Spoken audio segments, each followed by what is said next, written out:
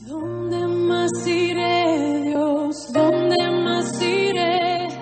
Tienes palabras de vida eterna. ¿Dónde más iré, Dios? ¿Dónde más iré? Tienes palabras de vida eterna. ¿Dónde más iré, Dios? ¿Dónde más iré? Tienes palabras de vida eterna. ¿Dónde más iré, Dios? ¿Dónde más iré? Tienes palabras. Versículo 25 hasta el 31 vamos a leer. Les invito luego a tener la Biblia abierta en el pasaje para ir siguiendo la lectura.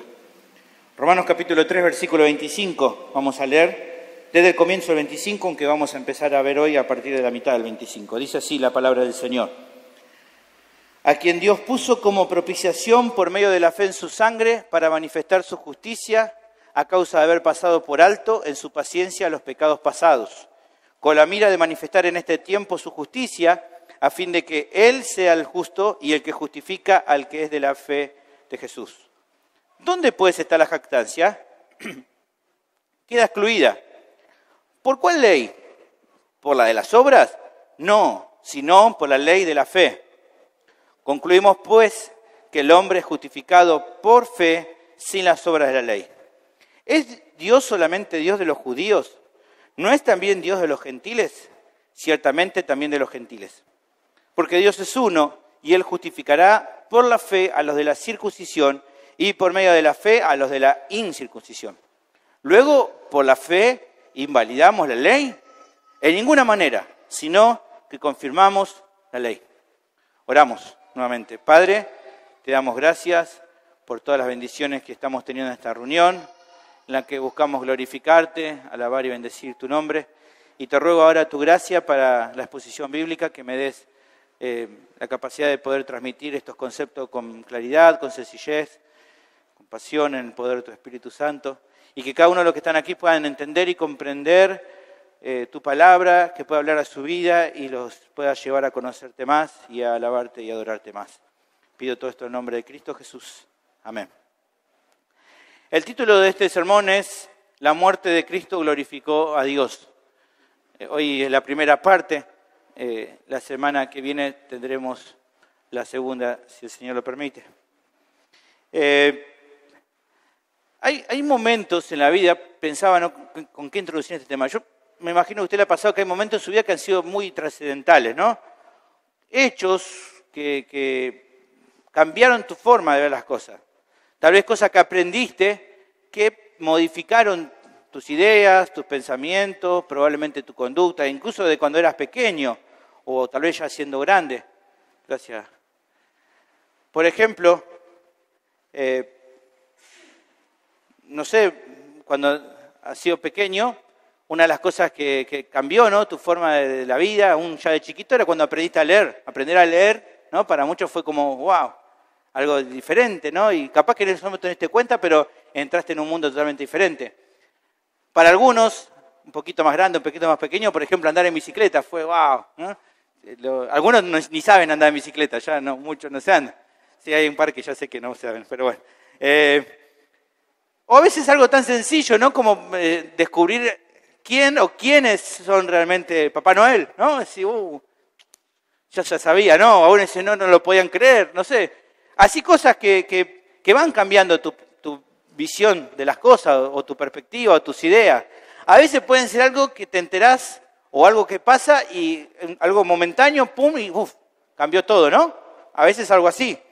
O a veces también se tratan de procesos, de cosas, que son procesos largos que también van cambiando. Por ejemplo, los que son músicos, ¿no?, cuando aprenden a tocar un instrumento, a medida que van conociendo más, eso también van cambiando, ¿no?, su forma, sus cosas, sus pensamientos, sus gustos. Ahora, más allá de todo esto, en el caso de los cristianos, en caso particular de todos los cristianos, hay algo que todos han entendido y que a partir de creerlo ha cambiado su vida por completo, más allá de las diferentes experiencias de vida. Hay algo que todos los cristianos los emparenta, los hace iguales, tienen el mismo patrón, que es el Evangelio de Cristo. El Evangelio de Cristo ha sido lo que ha cambiado la vida de cada uno de los creyentes, cada uno de los que están aquí, que han sido salvados. Es interesante que este mensaje, el mensaje del Evangelio, no solo provoca un cambio profundo cuando lo entendiste y lo creíste de verdad. Evidentemente en ese momento Dios ha obrado salvación en tu vida y tu vida cambió desde el día que conociste al Señor por medio del Evangelio. Pero aunque eso es cierto, a la vez también el Evangelio tiene un efecto, por un lado, de algo que empieza a suceder, un cambio tremendo en tu vida, pero también es un cambio que va siendo progresivo en tu vida. El Evangelio también provoca eso, produce eso. Un cambio drástico, ¿no? Momentáneo, que realmente tu vida cambia, pero también un proceso largo de toda tu vida en el cual ir entendiendo con profundidad el mensaje del Evangelio, ir conociendo las verdades que oculta el mensaje del Evangelio, que están ocultas antes de conocer al Señor, pero cuando conocemos al Señor se nos empiezan a caer la ficha de algunas cosas, es como que uno dice, wow, ni me imaginé, que esto también, wow, ¿no? Y empezás a entender, y a medida que entendés, y tal vez pasan muchos años como creyente, y en algún momento aprendiste una doctrina que nunca habías escuchado, o que nunca te habían explicado, y vos decís, wow, esto no, ni me lo... Y eso también hasta cambia tu perspectiva como cristiano. Seguís siendo cristiano, ya eras cristiano antes, pero a partir de conocer cosas nuevas de la palabra de Dios que tienen que ver con el Evangelio, eso literalmente en nuestra vida es como que se abre a entender nuevas cosas y tu perspectiva cambia muchas veces. Bueno, dentro yo creo de ese grupo de verdades que están muy ligadas al Evangelio, hay una verdad que está en nuestro pasaje de hoy que tiene mucho que ver con esto que estoy diciendo. Esto de comprender esto. Esta sección evidentemente trata de un asunto muy importante a considerar, que cuando tal vez vos ya lo sabías, o tal vez no lo sabías del todo, no lo tenías muy en claro, pero que evidentemente cuando te lo pones a pensar, de acuerdo a lo que el pasaje nos va a hablar, vos decís, wow, no me había dado cuenta de este detalle, no me había dado cuenta de esto. Realmente no había notado, o decir, me había olvidado, qué importante que es esto. En la anterior sección vimos acerca de lo que Cristo logró por medio de su sacrificio en la cruz. ¿Está bien? Hablamos del qué es lo que Él logró. Y yo te había dicho ya que a partir de esta sección íbamos a ver el para qué. ¿Para qué Cristo hizo lo que hizo? ¿Cuál fue el principal propósito de haber venido al mundo, de haber muerto en la cruz? ¿Cuál fue el principal propósito? ¿Cuál fue la meta principal? Y esto es interesante porque seguramente hay muchos que tal vez ya tienen idea. Dicen, bueno, cuando dice, ¿por qué o para qué murió Cristo en la cruz? Bueno, Él murió para salvarme. O algunos empiezan a expresar rápidamente este tipo de situaciones.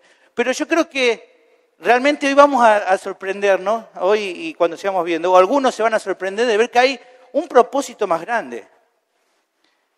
Y las preguntas, ¿no?, que por ahí logra responder este pasaje es eso. ¿Cuál fue la meta principal del sacrificio del Señor? ¿Fuimos nosotros? ¿Fue como tal vez en otros lugares enseñan erróneamente que es como para que podamos ser prósperos, exitosos en este mundo? ¿O hubo un propósito más alto en el sacrificio que Él hizo en la cruz? ¿Cuál es el propósito más grande? ¿Cuál es la meta más grande que Cristo quiso cumplir al dar su vida en la cruz? Eso es un poco lo que hoy quiero hablar. Como ya hemos visto varias veces, el apóstol en esta carta está, en este tiempo, en estos capítulos, expresando a los hermanos de Roma acerca de la doctrina que él enseñaba, la doctrina que formaba parte de su predicación, para que ellos supieran de qué les iba a hablar cuando él llegara a la iglesia. Y creo que revisar estos conceptos de esta sección van a ser de mucha bendición para nuestra vida, porque nos va a mostrar cuál es el propósito más grande que tenemos, que es el de conocer y glorificar al único Dios verdadero. El tema del sermón, entonces, Isa hoy lo adelantó en las canciones y lo podemos ver nuevamente aquí. El sacrificio de Cristo apunta principalmente a exaltar la grandeza de Dios.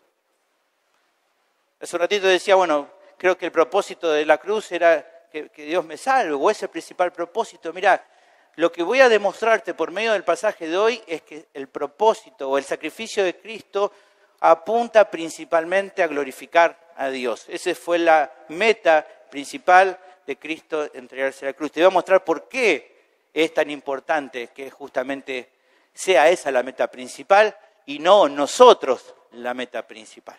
¿Está bien? ¿Me seguís hasta acá? ¿Venimos bien? Algunos miran, ¿cómo es eso? Bueno, voy a intentar explicarlo por medio del pasaje de la Escritura.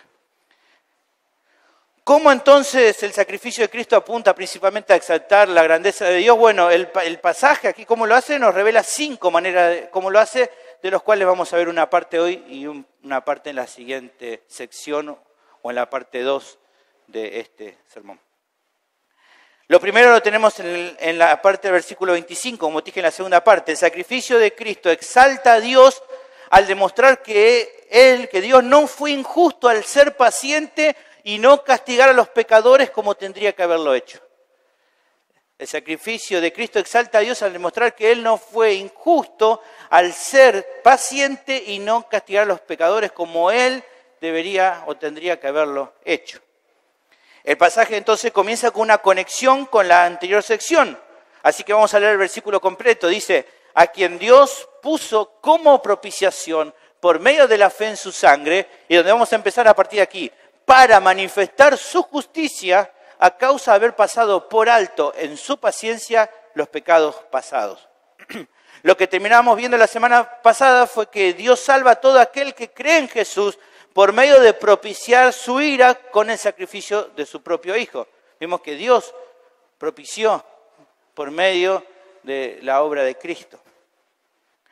El ser humano no podía hacer nada, vimos, para aplacar la ira de Dios por sus pecados, por lo cual Dios mismo hizo la obra por medio de la muerte de Cristo. Como nosotros no podíamos hacer ningún sacrificio para aplacar su ira, era necesario que Dios enviara ese sacrificio perfecto que podía satisfacer sus demandas y que pudiera propiciar su ira para con nosotros, para poder entonces nosotros estar en correcta relación con Él. A partir de ese concepto entonces el sermón arranca hoy. Y lo que primero remarca es el propósito, uno de los propósitos por el cual Dios puso a Cristo como propiciación por medio de su sacrificio. Como dice, a quien Dios puso como propiciación a Jesús por medio de la fe en su sangre. Y aquí fíjense que tenemos una palabra que nos habla sobre propósito. ¿Cuál es esa palabra que dice luego de esa coma que tiene ahí? ¿Qué dice luego? ¿Qué palabra? ¿Qué dice? Para. Ese para indica propósito, indica una meta, indica un fin de lo que Dios hizo. ¿Y qué dice? Para manifestar su justicia a causa de haber pasado por alto en su paciencia los pecados pasados. ¿Qué quiere decir esto? Que Dios, para manifestar su justicia a causa... ¿Qué quiere decir esto? Bueno, es muy interesante. Ya sabemos, hemos visto, y usted ya lo sabe, que Dios es completamente justo. Él nunca podría dejar actuar con rectitud. La palabra de Dios dice que todos sus juicios son perfectos y son rectos. Por ejemplo, Salmos capítulo 19, versículo 9 dice, el temor de Jehová es limpio, que permanece para siempre. Los juicios de Jehová son verdad, todos justos. ¿Está bien? Todos sus juicios son justos. Él siempre actúa con rectitud, porque Él es completamente justo. Ahora, considerando eso, ¿no? De que Él es totalmente justo, completamente justo. La pregunta es, ¿fue justo que Dios no castigara a los seres humanos de acuerdo a lo que cada uno de ellos merecía por sus pecados? ¿Es justo que Dios no los castigue? ¿Sería justo que Dios, como dice nuestro texto ahí, pase por alto? O sea, imagínense, miremos en la Biblia. En Génesis se nos dice, hoy lo leyó Emma, Dios le dijo a Adán que no debía comer del árbol de la ciencia del bien y del mal, porque si lo comía, ¿qué iban a pasar? Iba a morir. Eso nos dice Génesis capítulo 2, versículo 16 y 17, ¿no? El día que comieres de ese árbol, el castigo va a ser que vas a morir. Ahora, el hombre pecó contra Dios, comió de ese árbol que no tenía que comer. Y Dios los castigó, Dios los castigó. Dios fue duro en su castigo, tanto con el hombre como la mujer, pero no los castigó tanto. O sea, Él en ese momento, en cuanto ellos comieron, podría haberlo destruido si hubiera querido. ¿Por qué? Porque era lo que correspondía. Porque habían desobedecido a Dios. Dios le había dado, ¿no? Le dice, ¿entendés? Este árbol no tenés que comer. ¿No? ¿Está claro? Sí, está claro. ¿Y qué van? Y comen ese árbol. ¿Y qué le dijo? Si comen ese árbol van a morir. Pero Dios los castiga, pero no los castiga tanto. ¿Se dan cuenta? Porque los castiga pero no los mata. Podría haberlos fulminado apenas pegaron el primer mordisco. Podría haberlos fulminado. Pero no solo que no los destruye, no solo que no los mata en ese mismo momento, sino que también les provee en su misericordia túnicas para cubrir su vergüenza. Ellos se sentían avergonzados por lo que habían hecho. Y dice en Génesis 3:21, Jehová Dios hizo al hombre y a su mujer túnicas de piel y los vistió. O sea, se preocupa por ellos también, para cubrir su vergüenza. Ahora, más adelante, vamos a ver muchos casos, podríamos ver un montón de casos, pero por ejemplo, en Génesis capítulo 6, se nos cuenta que todo el mundo, que todos los seres humanos estaban todos recontra perdidos, corruptos, alejados de Dios, haciendo con su vida lo que querían, alejados totalmente de Dios, y Dios decide, de acuerdo a su justicia, destruirlo a todos, y estaba bien que así fuera. Si en ese momento Dios hubiera decidido destruir a toda la humanidad, estaba bien. Pero ¿qué dice la Biblia? Fíjense, y vio Jehová en Génesis capítulo 6, que la maldad de los hombres era mucha en la tierra, y que todo el signo de los pensamientos del corazón de ellos era de continuo solamente el mal.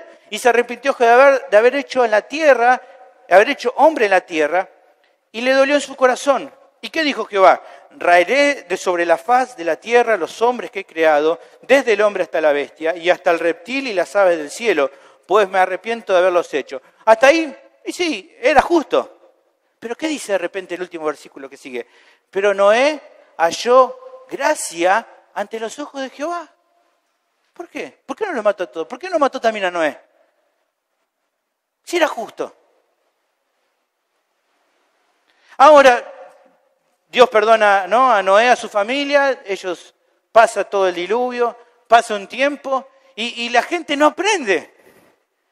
Otra vez vuelven a querer levantarse, otra vez se organizan ahora para intentar llegar hasta Dios y ser como Dios en Babel y nuevamente, ¿no?, Dios pareciera que debería, ¿no?, destruirlo, exterminar a toda la humanidad. Parece que el diluvio no fue suficiente como para entender el castigo y ellos otra vez vuelven a fallarle y otra vez Dios los vuelve a castigar, pero no los castiga todo lo que podría castigarlo de acuerdo a su justicia. Y no solamente que no los castiga todo lo que podríamos esperar de acuerdo a su justicia, sino que luego un tiempo después se nos cuenta de un hombre como Abraham, que era tan pecador como el resto, al cual Dios lo llama y le promete un montón de bendiciones. ¿Cómo es posible? ¿No? Dice ahí, ¿no?, Génesis 12:1, ¿no? Apenas pasa el relato de Babel, un tiempo ya después viene un par de versículos y ya se nos habla de esto. Pero Jehová había dicho a Abraham, vete de tu tierra y tu parentela y de la casa de tu padre, la tierra que te mostraré. Y haré de ti una nación grande y te bendeciré y engrandeceré tu nombre y será bendición. Bendeciré a los que te bendijeren y a los que te maldijeren maldeciré y serán benditas en ti toda la familia de la tierra. ¿Cómo puede ser? Si este es un hombre como el resto que merecía el castigo. Pero Dios promete bendecirlo. Y hace un pacto con él y le promete un montón de bendiciones.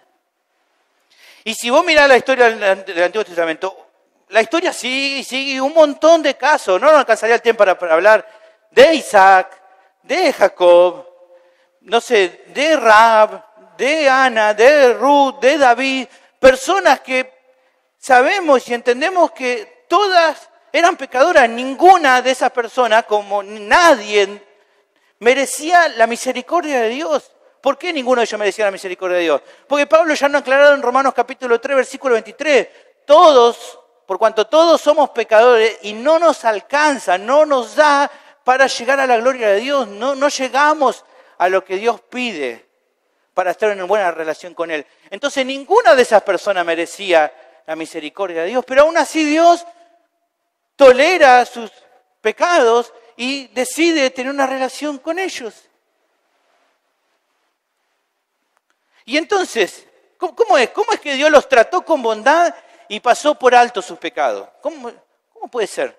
Si Dios es justo, hemos visto. Si Dios, como dice Habacuc 1:13, Dios no puede soportar la maldad y Él es muy limpio de ojos para tolerar el pecado.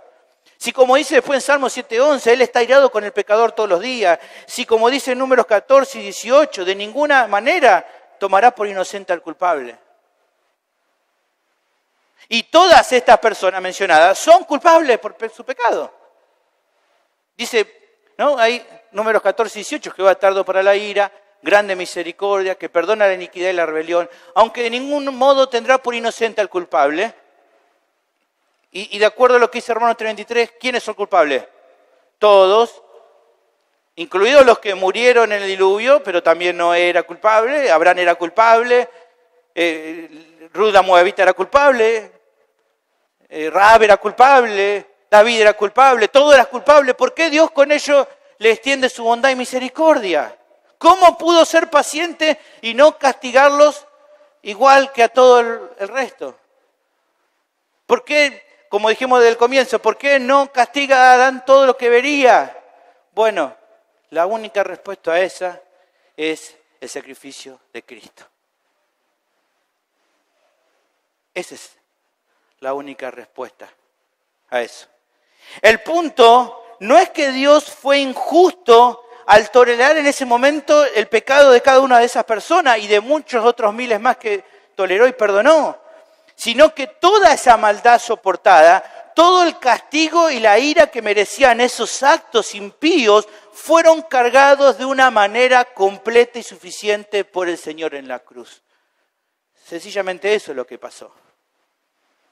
Todos los que creyeron en Dios lo hicieron entendiendo, en base a entender que Dios iba a proveer salvación para ellos, ya que ellos por sí mismos no se podían salvar. Un reconocimiento que solo podían depender de la misericordia de Dios ante su propia maldad. Como lo dice el profeta Jeremías en Lamentaciones, dice, sencillamente por la misericordia de Jehová no hemos sido consumidos. Por eso fue. Porque nunca decayeron su misericordia. ¿Por qué? Porque nuevas son cada mañana, porque grande es su fidelidad. Eso fue lo que esta gente entendió. Ellos entendieron, nosotros entendemos que el Señor no se hizo el distraído con toda esa maldad, sino que llevó la cuenta de cada uno de sus pecados, grandes y pequeños, y en la cruz clavó todas esas deudas impagables. La cruz exalta la extraordinaria paciencia de Dios al soportar, al tolerar los pecados pasados y que eso justamente no contradiga su justicia. Él no miró para otro lado todos esos pecados, sino que los cargó en Cristo. Por eso pudo tolerarlo. Por eso los toleró. Por eso no actuó con toda la justicia en ese momento, porque luego su justicia sería satisfecha en la cruz. De eso se trata.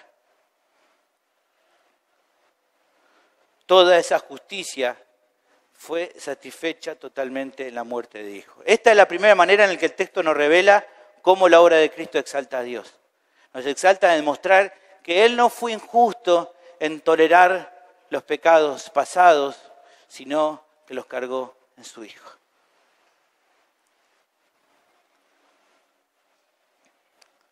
Los hombres se hacen muchas veces, ¿no? Preguntas como la siguiente que tengo anotada. ¿Por qué Dios no hace nada con todo lo malo que pasa en el mundo? ¿Por qué permite que los malos hagan sufrir los buenos? ¿Por qué le pasan cosas malas a la gente buena? Bueno, la respuesta se revela en la obra de Cristo. La realidad es que nadie es realmente bueno para considerarse merecedor de la bondad de Dios. Porque todos los menospreciaron por igual. Porque si Dios fuera solamente justo, no tendría que ser paciente con nadie. Pero como Él es justo, pero también está lleno de amor, lo demuestra en que siendo aún pecadores, Cristo murió por nosotros.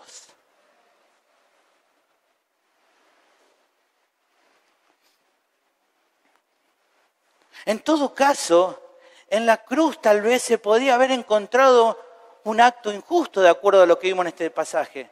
¿Por qué podríamos haber encontrado un acto injusto?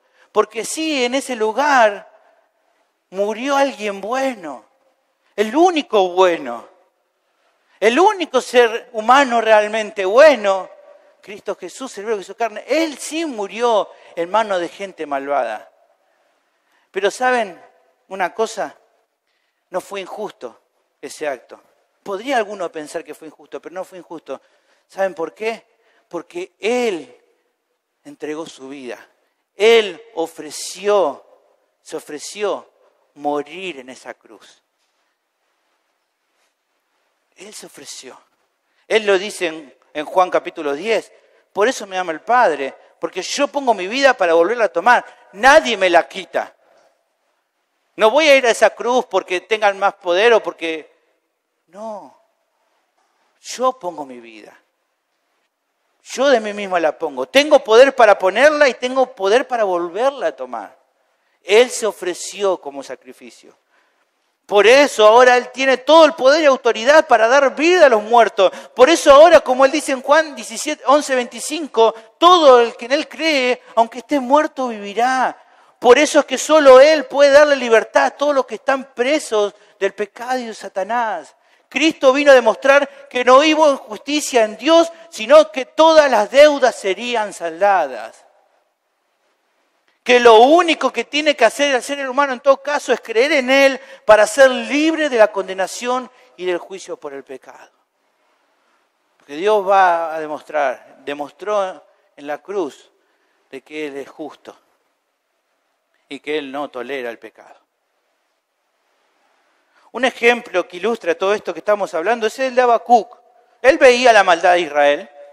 Él notaba cómo sus compatriotas estaban haciendo un desastre. Fíjense Habacuc capítulo 1, versículo 2. ¿Hasta cuándo, Jehová? Dice, él oraba. ¿Hasta cuándo, Jehová, clamaré y no oirás? Y daré voces a ti a causa de la violencia y no salvarás. Porque me haces ver iniquidad y haces que vea molestia.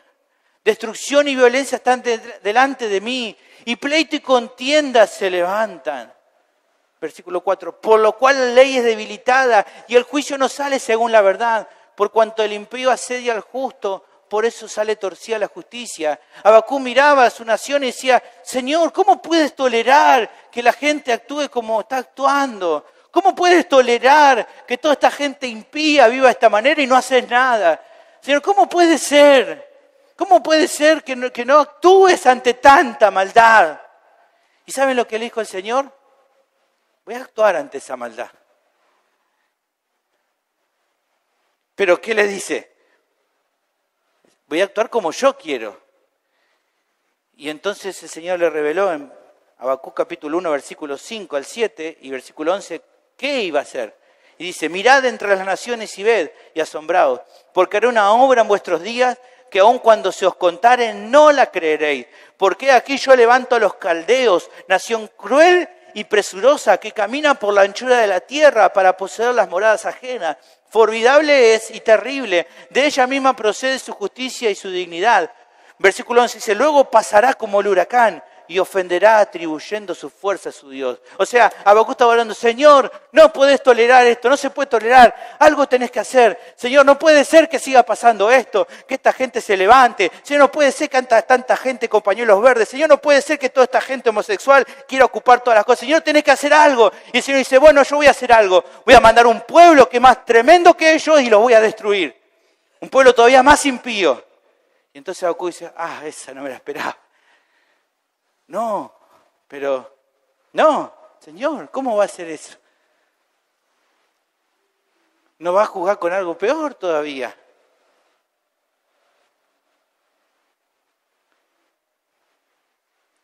Él se puso mal, no entendía. Dice Habacuc 1:13, hace un ratito lo mencionábamos, dice, muy limpio eres de ojos para ver el mal, ni puedes ver el agravio.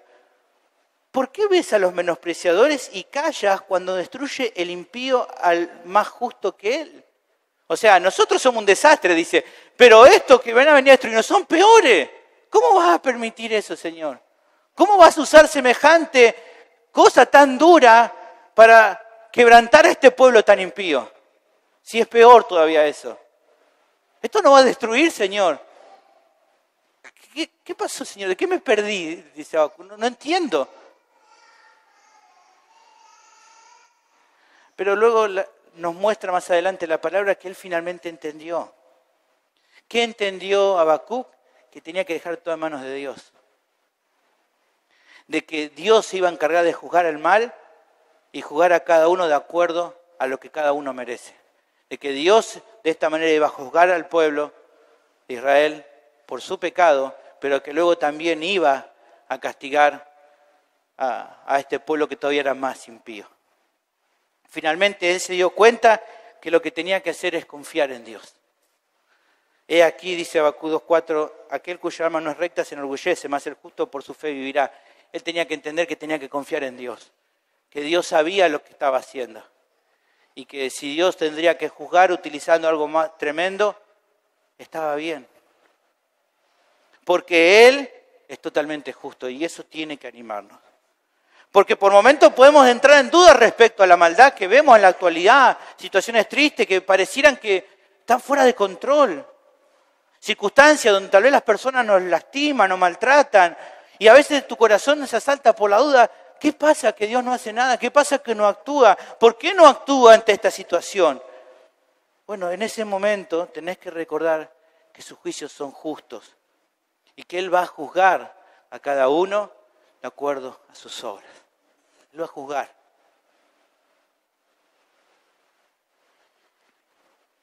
Lo que cada creyente entonces debe considerar es ser paciente. Ser paciente. Así como Dios lo es.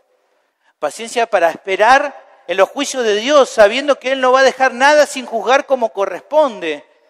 Y guardarte, por otra parte, también de no querer vos mismo vengarte por tu propia mano, sino dejar eso en manos de Dios, como nos anima Romanos capítulo 12, versículo 17. Confiar en su justicia, confiar que Él va a utilizar cada cosa, incluso las cosas duras, para juzgar de acuerdo a su juicio que es perfecto. Por eso tenemos que confiar en Él y esperar. Por eso tenemos que ser pacientes a veces, en situaciones que parece que las cosas no nos cierran, pero es porque nosotros no entendemos. Pero Dios, que sabe todo y conoce todo y juzga todo de una manera correcta, Él está juzgando de acuerdo a sus juicios perfectos. Mi pregunta es, ¿estás confiando en Dios? ¿Estás confiando? Hoy, aquí en este momento, con todo lo que nos está pasando, ¿estás confiando? ¿Estás teniendo paciencia en medio de un mundo caído? ¿Estás teniendo paciencia? ¿O tu corazón está desesperando? Si tu corazón está desesperando, confía en Dios, confía en Él. Pero hay una realidad también que no se puede dejar de lado en todo esto que te comento. Porque si vos has vivido toda tu vida lejos de Dios, si no lo has buscado de verdad, si no pusiste tu confianza en la obra de Cristo de verdad, a vos también te espera la justicia. El Señor un día va a juzgarte de acuerdo a su ley y tu destino será la condenación eterna al infierno. Pero Dios no desea eso. La palabra de Dios nos dice que Él es paciente porque no desea que nadie se pierda, sino que todos procedan al arrepentimiento. Entonces mi pregunta es, ¿qué esperás para venir a Cristo? ¿Qué esperás para estar a cuentas hoy con Dios? Vení hoy al Salvador, no esperes más. La siguiente manera como el sacrificio de Cristo exalta a Dios es al demostrar que no actuó con injusticia por perdonar a los culpables. El pasaje apunta a algo parecido al anterior, pero con un enfoque creo todavía mucho más amplio. Dice, con la mira, nuevamente propósito, de manifestar en este tiempo su justicia a fin de que Él sea el justo y el que justifica al que es de la fe de Jesús. No solo que el sacrificio de Cristo exaltó a Dios en lo que vimos anteriormente, sino que también ahora comienza demostrando aquí un propósito más, que la cruz de Cristo glorifica a Dios al demostrar que es justo Él para perdonar a los pecados y absolver de toda la culpa a los que creen en Jesús. La cruz muestra eso, que Él es justo para poder perdonar, que Él es justo para declararte inocente de acuerdo a las demandas de su justicia. Tal vez hay gente que no lo ha entendido, no ha pensado en esto con claridad. Tal vez vos decís, bueno, yo he conocido el Evangelio, entendí que un día vine a Cristo y Él me decía que venga, que crea en Él, que me arrepienta de mi pecado. Hice eso. Y me di cuenta que Dios perdonó mi pecado, mi vida cambió.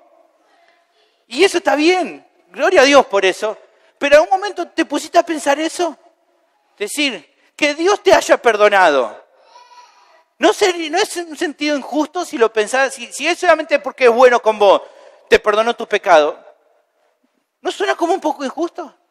Pensalo de esta manera. Imagínate que una persona va a tu casa, entra a tu casa y mata a alguien de tu familia. Avisás a la policía viene, lo apresa, lo meten, ¿no?, en la prisión y llega el día del juicio. Y esa persona que mató en tu familia, se puso a pensar lo que hizo y de verdad, está arrepentido de lo que hizo, está muy arrepentido, se dio cuenta que estuvo re mal lo que hizo. Y entonces, llegado el día del juicio, se presenta ante su juez y le dice, mire juez, estoy arrepentido por lo que hice. Yo sabía que estaba mal eso y lo hice, pero estoy arrepentido. Estoy muy arrepentido. Imagínate, ¿no? Vos estás en ese juicio y está esa persona ahí. Y ese juez mira a esa persona y dice, mira, de acuerdo a la ley yo tengo que condenarte porque es lo que dice la ley. Porque por la falta que cometiste te tengo que condenar. Pero este juez dice, pero como soy bueno y veo tu arrepentimiento, te voy a declarar inocente. Te pone a pensar, ¿no?, en aquel que había cometido este delito. ¿Cómo se habrá sentido esta persona? Súper contenta, porque este juez le perdonó su delito, porque no merecía. Pero como ese juez fue bueno, le perdonó el delito. Y esa persona habrá estado muy contenta. Pero, ¿cómo te habrás sentido vos en cuanto a eso? ¿Qué pensaría de ese juez? No creo que piense cosas muy lindas, ¿no? No creo que te hubieras gozado con ese criminal que recibió el perdón. Y mucho menos te hubieras gozado con la bondad del juez. ¿Qué hubiera pensado el juez? ¿Qué hizo ese juez? ¿Hizo algo justo o algo injusto para vos? Es injusto. ¿Por qué? Porque él tenía que actuar de acuerdo a lo que la ley decía. Y no actuó de acuerdo a eso.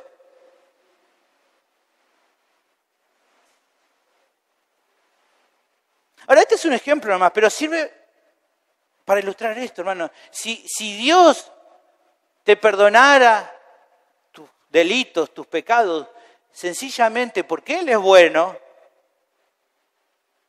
eso no sería justo. No sería justo. Pero este es justamente el fundamento de la buena noticia del Evangelio. Este es justamente el fundamento del sacrificio de Cristo. Porque por medio de la cruz, Jesús tomó voluntariamente tu lugar en el banquillo de los acusados.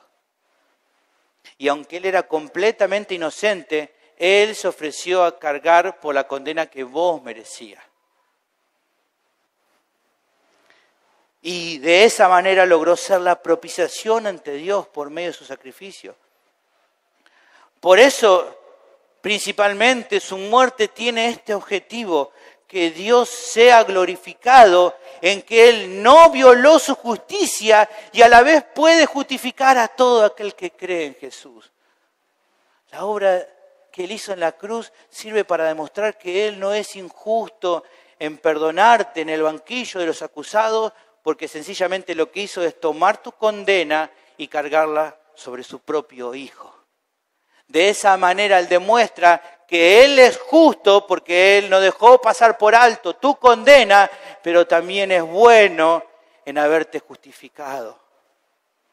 La cruz exalta lo grande que es Él, lo justo que es y lo misericordioso que es.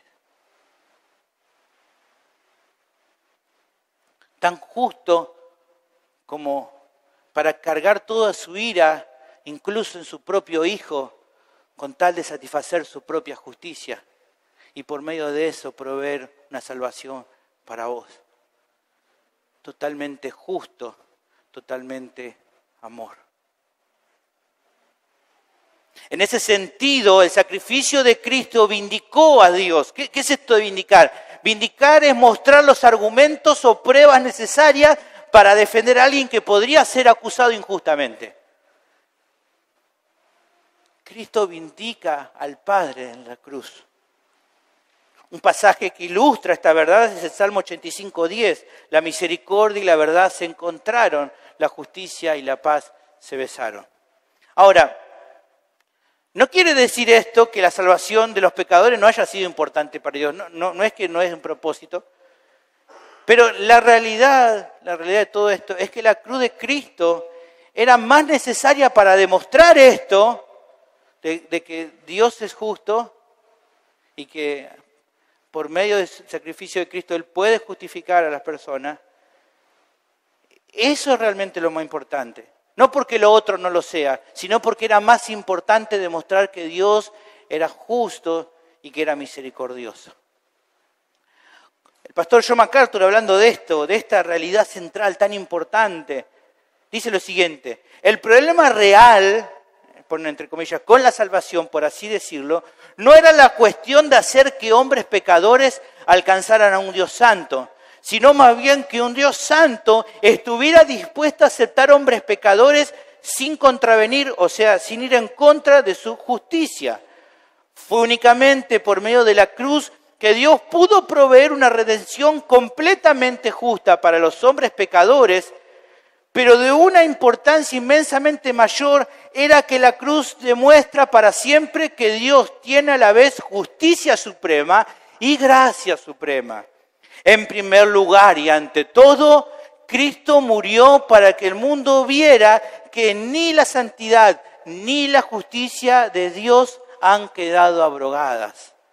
Dios tiene integridad perfecta y absoluta. La cruz fue la vindicación definitiva de la justicia y rectitud de Dios. Finalmente dice MacArthur, el más incomprensible de todos los misterios espirituales es el de un Dios santo y justo que provee redención para los hombres pecadores y que en ese acto de gracia no viola ningún atributo de su naturaleza, sino que trae gloria suprema para Él mismo. Lo que hace la cruz de Cristo es mostrarnos la grandeza de nuestro Dios y demostrarnos que Él es justo y de que Él es amor, de que Él es gracia y de que Él es completamente justo también. La cruz de Cristo debería llenar diariamente a cada cristiano de adoración, de gratitud y de alabanza al exponer la justicia y gracia inmensa que hay en Dios. La cruz de Cristo tiene que llevarnos a admirar lo grande que es nuestro Dios. Grande en justicia para no tolerar y actuar contra el pecado, pero grande en amor para haber entregado a su Hijo en la cruz en nuestro lugar. El Evangelio no se trata de nosotros, se trata de Él.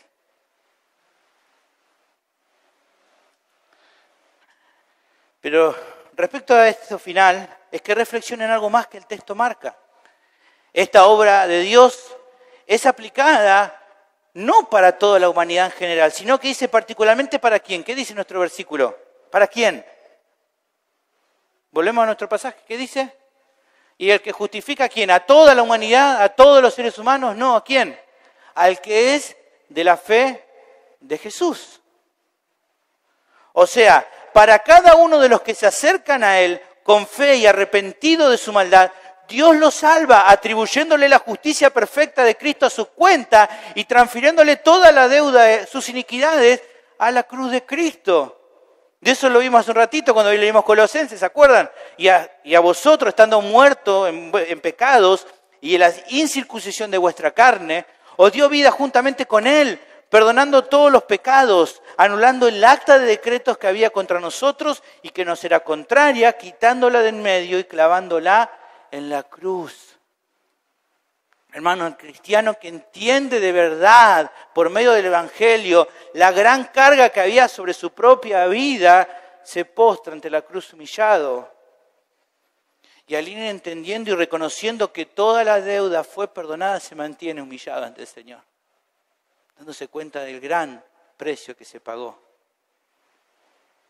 ¿Qué valores entre tantos tiene entonces recordar el Evangelio constantemente? Te dije ya, mantenerte humilde.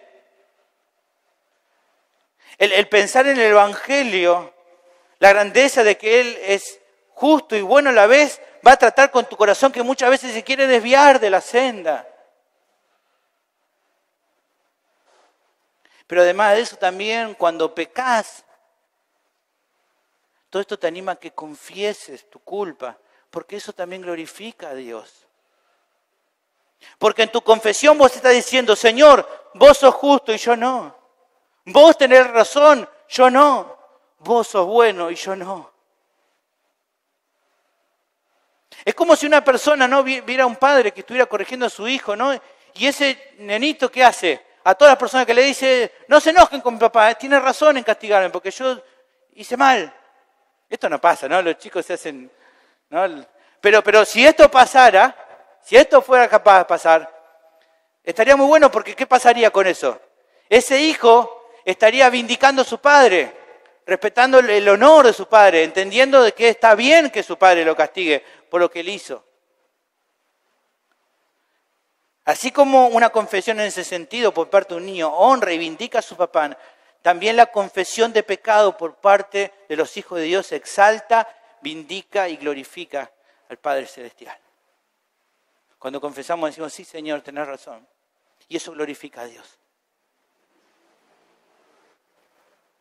Los creyentes que evidentemente avanzan cada día más en su santificación, en su madurez, son aquellos que constantemente consideran el Evangelio y sus implicancias en su propia vida.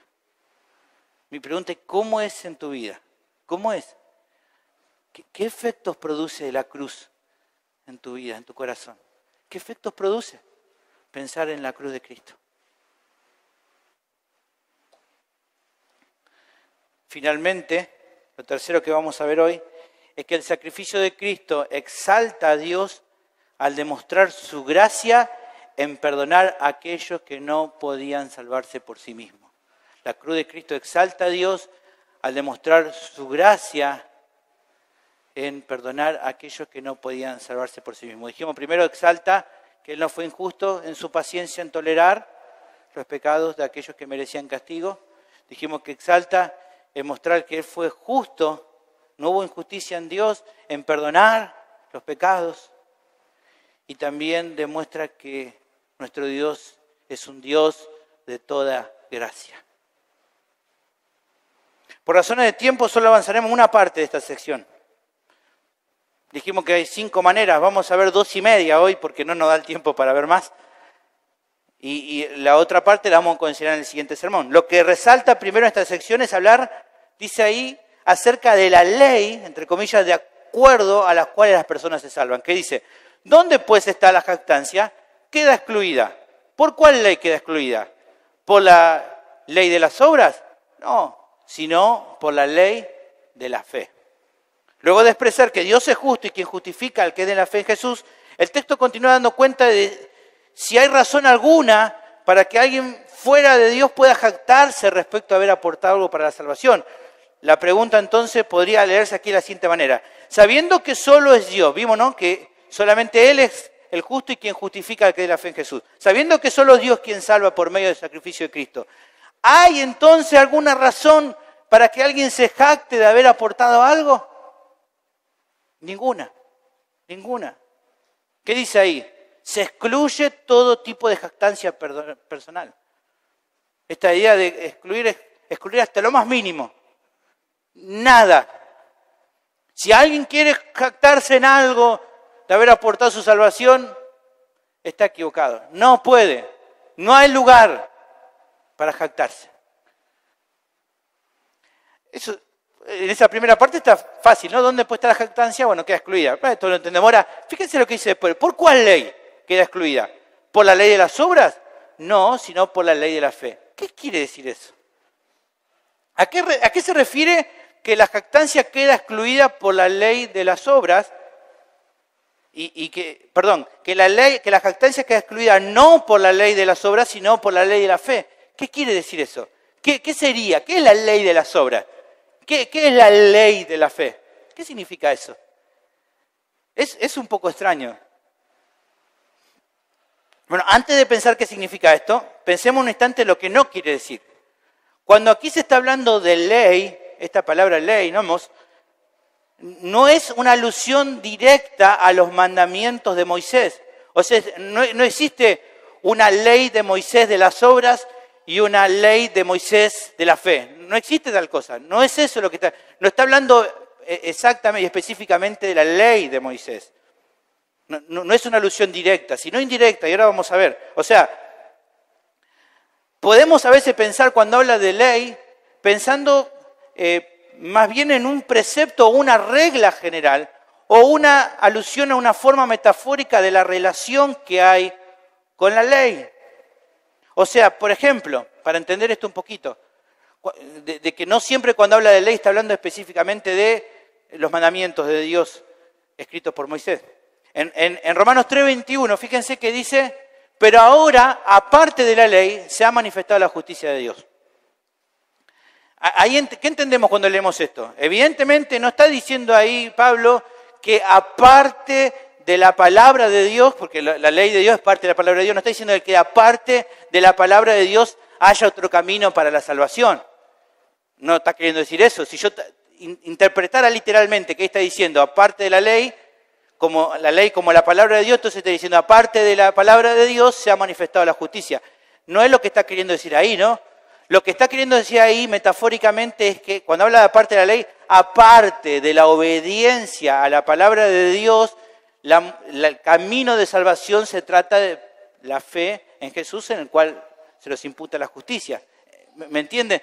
Ahí no está hablando directamente entonces de la palabra en sí como para traducirla como palabra de Dios o como mandamiento de Moisés, sino que lo que está queriendo decir ahí, de una forma metafórica, es que no hay camino de salvación por medio de la obediencia a la ley, sino por medio de la fe en Jesús. ¿Está bien? Entonces a veces se puede utilizar la palabra ley, no hablando específicamente de los mandamientos de Moisés, sino utilizándola en referencia a otra cosa, queriendo hablar de otra cosa. ¿Está bien? En este caso en especial, está queriendo utilizar la ley para otra manera. Está queriendo utilizarla como un principio o regla general. Ahora, ¿qué sería la ley de las obras? Bueno, es la regla o norma universal de que cualquier persona, judío o gentil, pueda salvarse a sí mismo por medio de las obras.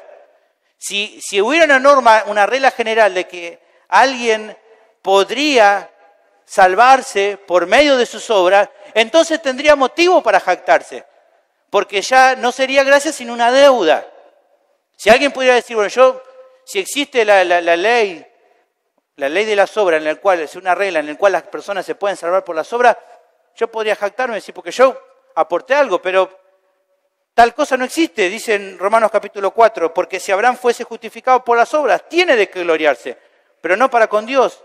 Porque ¿qué dice la Escritura? Creyó Abraham a Dios y le fue contado por justicia.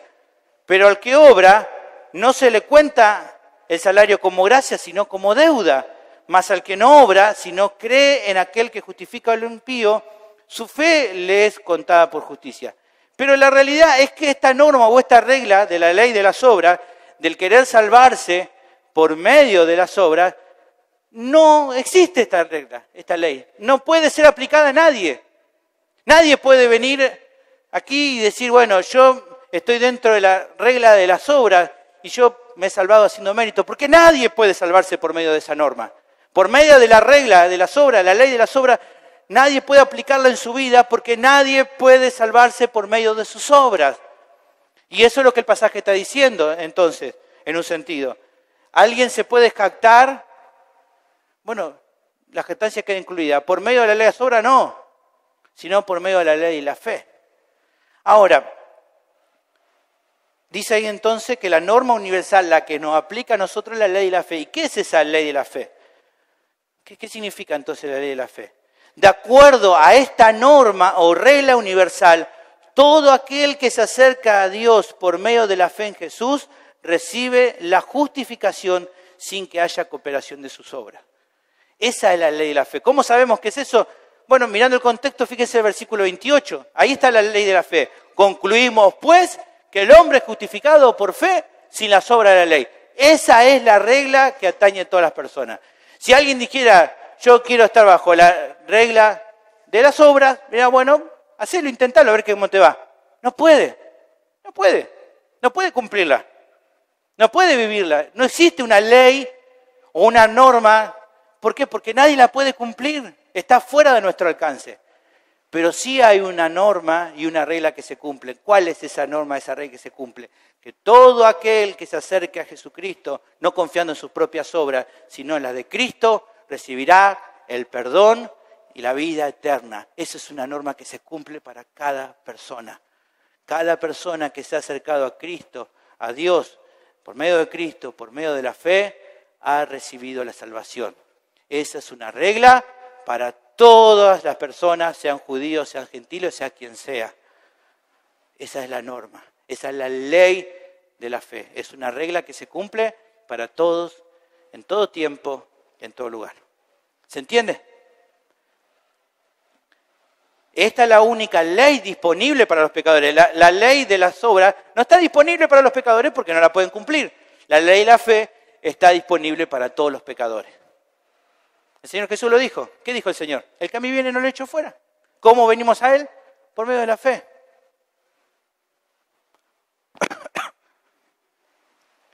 Pero, ¿cuál es el asunto entonces?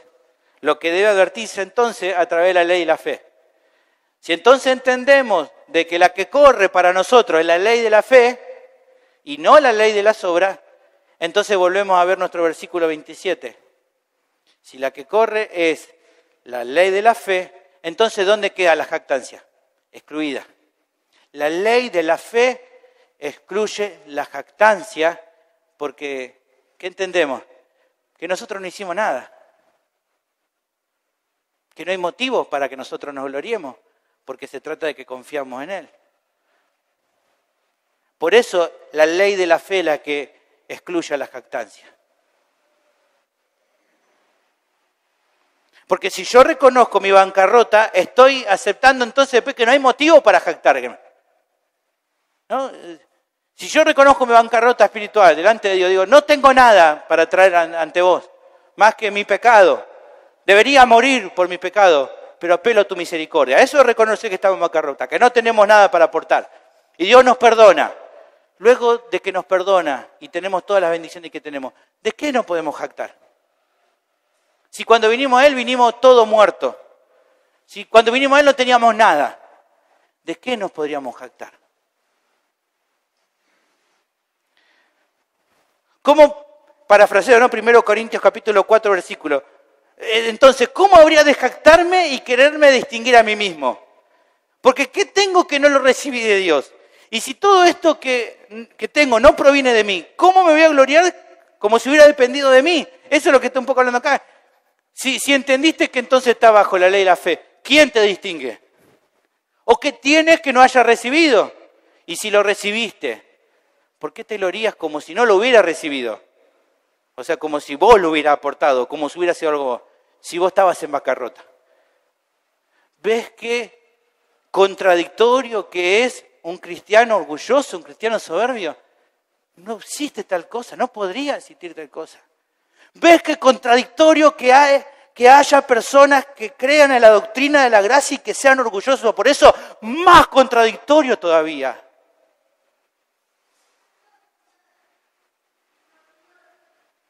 Porque tal vez hasta alguien que puede pensar que aunque sea la fe era suya, bueno, tal vez todavía le falta entender eso. Pero si vos entendiste que no aportaste ni siquiera tu fe, porque te la dio Dios, y si te das cuenta que fue absolutamente por gracia, ¿cómo podés jactarte de algo? ¿Cómo podés pensar de vos algo mismo como si fueras importante en algo? ¿Quién te distingue? Perdóname que te diga así nomás. ¿O qué tenés que no recibiste? Y si lo recibiste, ¿por qué te glorías como si no lo hubieras recibido? Por eso, hermano, la ley de la fe excluye totalmente a la vanagloria humana y apunta al único que se merece gloria, que es nuestro Señor Dios. Lo sabemos de memoria. Efesios capítulo 2, versículo 8, versículo 9. Porque por gracia sois salvos por medio de la fe. Y esto no de vosotros, pues es don de Dios. No es por obra para que nadie se gloríe. Deberíamos reflexionar muchas más veces en este versículo.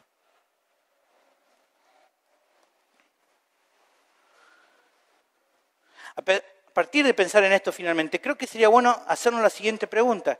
¿Quién estableció la ley de la fe? Bueno, mismo Cristo por medio de su obra redentora, porque Dios lo planificó así. Primera de Pedro 1:18 lo dice, sabiendo que fuiste rescatado de vuestra vana manera de vivir, la cual recibiste de vuestros padres, no con cosas corruptibles como oro y plata, sino con la sangre preciosa de Cristo, como un cordero sin mancha y sin contaminación, ya destinado de antes de la fundación del mundo, pero manifestado en los postreros tiempos por amor de vosotros, y mediante el cual creéis en Dios, quien le resucitó de los muertos y le ha dado gloria, para que vuestra fe y esperanza sean en Dios. El Hijo lo llevó a cabo al venir a este mundo a morir por nuestros pecados, como leímos en Juan 3:16. Ahora, ¿para quién se estableció esta ley? Para todos los que reconocen su bancarrota espiritual. Nunca hubo otra manera de acercarse a Dios que no fuera por la fe en Cristo. Esto incluye también a los creyentes del Antiguo Testamento. Hebreos capítulo 10, versículo 4 lo dice, porque la sangre de los toros y de los machos cabríos no puede quitar los pecados. Pero Cristo, habiendo ofrecido una vez para siempre un solo sacrificio por los pecados, se ha sentado a la diestra de Dios. Versículo 14, porque con una sola ofrenda hizo perfectos para siempre a los santificados. Para ello fue poner su confianza en aquel que vendría de parte de Dios a salvarlo. Para nosotros es confiar en aquel que ya vino y cumplió con las promesas de Dios anunciado de la antigüedad. Para todas las personas que se acercan a Él. ¿Para qué se estableció esta ley? Evidentemente para exaltar la gracia de Dios. Juan 3:17 dice, porque no envió Dios a su Hijo al mundo para condenar al mundo, sino para que el mundo sea salvo por Él. Para que todos se den cuenta de que es este Dios lleno de gracia. Y luego en Juan 1:14 también dice, aquel verbo fue hecho carne y habitó entre nosotros y vimos su gloria, gloria como el unigénito del Padre, lleno de gracia y verdad. Cristo nos vino a mostrar que este Dios es un Dios de gracia. Cristo nos vino a revelar eso. Esta es la tercera forma entonces que el sacrificio de Cristo glorifica a Dios. Mostrar la gracia que hay en Dios. Más adelante Pablo lo va a decir, es por fe, para que sea por gracia. Hermanos, que Jesús haya muerto en la cruz es la mayor muestra de gracia de Dios que el mundo entero jamás pueda conocer. No hay demostración más grande de eso. Y para resaltarlo, el Señor pasó tiempo de su ministerio predicando, hablando acerca de esto. La parábola del hijo pródigo resalta la historia de un hijo que desperdició todo lo que su padre le dio y como resultado quedó él en la miseria. Lo increíble de esta historia no es que el hijo haya vuelto a casa. Eso no es tan grande. O sea, cuando ya te apretan las tripas, bueno, en un momento habrá pensado decir, bueno, vuelvo a donde un día me dieron de morfar. ¿Qué voy a hacer? Ya está. Eso no es tan extraordinario. Extraordinario es la misericordia del Padre, que a pesar de que su hijo lo haya despreciado tan profundamente, incluso hasta para el hijo pensando o sintiendo que él ya estaba muerto, porque que él reclamara su herencia era decir, bueno, para mí es como que estás muerto, pedir herencia, y aún así el Padre le entrega todo eso, es mostrar eso, que lo recibe con amor y le perdona toda su rebeldía. ¿Qué mueve a un padre a aceptar a una persona así? Solo que ese padre tenga un carácter infinitamente bueno. La parábola esta de Jesús apuntaba a exaltar al Padre misericordioso, no al Hijo despilfarrador. El relato está basado en un hecho real, porque nos revela cómo es Dios. Para el creyente entender cuánta gracia ha sido derramada sobre su vida, lo quebranta y lo hace experimentar cada día más de vivir en rendición al Señor. Es lo que cada creyente ha experimentado a lo largo de la historia. Cuando David experimentó la gracia de Dios en su vida, solamente él pudo decir, Señor Jehová, ¿quién soy yo? ¿Y qué mi casa para que tú me hayas traído hasta aquí? Y luego agrega, por tanto, Señor, tú te has engrandecido, Jehová Dios, por cuanto no hay como tú, ni hay Dios fuera de ti. Esta obra de misericordia, dice David, no me exalta a mí. Te exalta a vos, Señor, a vos que tenés tanta misericordia para bendecir a esta gente que no merece nada. El apóstol Pablo decía lo mismo. Cristo Jesús vino a salvar a los pecadores, de lo cual yo soy el primero. Y han pasado los años y siempre miles de pecadores nos dan testimonio del impacto de la gracia de Dios. Una cristiana que escribía poemas, se llamaba Elizabeth Clefane, puso lo siguiente en alguna de las líneas que escribió ella en un poema que llamaron Las 99, que luego se hizo himno. Y dice lo siguiente, miren, Señor, escucha, Señor, he aquí tienes a tus 99, ¿no son suficientes para ti? Mas el pastor respondió, esta de las mías deambuló y se alejó de mí. Y aunque el camino sea áspero y escarpado, me voy al desierto para encontrar a mi oveja. Pero ninguna de las rescatadas jamás supo cuán profundas eran las aguas que atravesó, ni cuán oscura fue la noche por la que su Señor pasó para poder hallar su oveja perdida. Es la gracia de Dios que produce este resultado. Mi pregunta es, ¿lo hace en tu vida? ¿Produce estos resultados?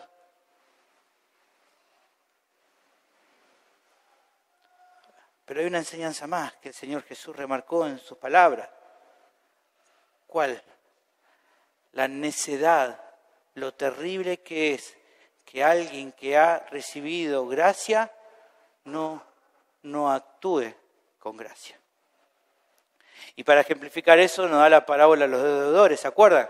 Se habla de un siervo que recibe de su rey una deuda impagable. Jamás podía pagarla. Y el rey, movido de misericordia, se la perdona. Y luego él va y cuando tiene otro compañero de él, deudor, que en comparación con la deuda que fue perdonada era infinitamente nada. Y aún así no quiere perdonar y maltrata y no actúa con misericordia. Luego se nos cuenta que el rey se enoja por esto y lo manda preso. ¿Qué nos revela eso? El desagrado que tiene Dios cuando los creyentes que hemos recibido gracia no actuamos con gracia con los demás. Por lo que entonces el ejemplo del Señor nos tiene que animar a actuar de la misma manera que Cristo. Si Cristo se sacrificó para mostrar la gracia de Dios, los creyentes somos llamados a sacrificarnos para mostrar la gracia de Dios a los demás. Mi pregunta es, ¿lo estás haciendo? ¿Tu vida se caracteriza por actos de gracia hacia los demás? Oremos. Padre, te doy gracias por todo esto que estuvimos viendo.